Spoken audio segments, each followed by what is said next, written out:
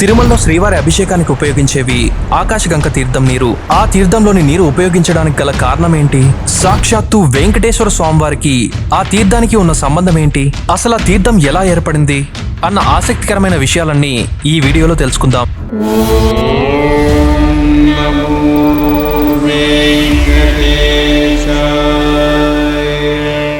తిరుమల నంబి, ఆయనకే శ్రీశైల పూర్ణుడు అన్న మరో పేరు. ఆయన భగవద్ రామానుజాచార్యుల వారి 5 మంది గురువుల్లో ఒకరు. స్వయాన మేనమామ.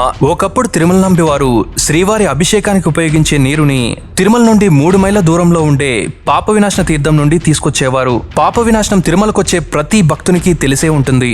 ఇక కథలోకెళ్తే అప్పటికే శ్రీవారి అభిషేకానికి ఆలస్యమైపోతుండడంతో తిరుమల నంబి వారు పాప వినాశన తీర్థంలోని నీటిని కుండలో పట్టుకుని పరుగున దట్టమైన అడవి మార్గంలో నడవసాగారు. ఆయనకి దారిలో ఒక వేటగాడు కనిపిస్తాడు.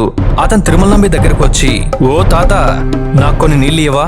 దాహంగా ఉంది" అని అడుగుతాడు. అసలే స్వామివారి అభిషేకానికి ఆలస్యమైపోతుండడంతో తిరుమల నంబి వారు ఆ వేటగాడిని పట్టించుకోకుండా వెళ్లిపోసాగారు. వేటగాడు తిరుమల నంబి వెనకాలే వెళ్తూ తన బాణంతో మట్టి కుండను కొడతాడు.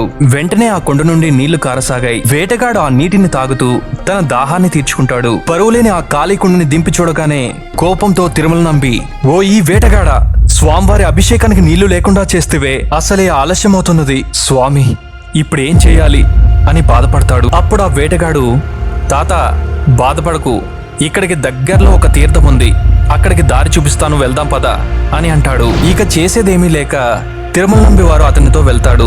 తీరా అక్కడికి వెళ్ళాక అక్కడ ఎటువంటి తీర్థము ఉండదు. అక్కడ రాళ్ళు రప్పలు మాత్రమే ఉన్నాయి. తిరుమల నంబి కోపంతో, "నీరెక్కడా" అని అడుగుతాడు. అప్పుడు బోయవాడు తన బాణాన్ని తీసి అక్కడున్న బండలపై సంధించగానే ఒక్క ఉదుటన నీరు పొంగుకొస్తుంది. వేటగాడు ఆ తీర్థానికి ఆకాశగంగ తీర్థమని నామకరణం చేసి, "ఈ నీటిని నీవు మీ శ్రీనివాసునికి ఉపయోగించు" అని మాయమైపోతాడు. ఆ తర్వాత తిరుమల నంబికి ఆ నీటిని తీసుకుని వెళ్ళాక అర్థమవుతుంది, అక్కడ వేటగాని రూపంలో వచ్చింది సాక్షాత్తు ఆ శ్రీనివాసుడని.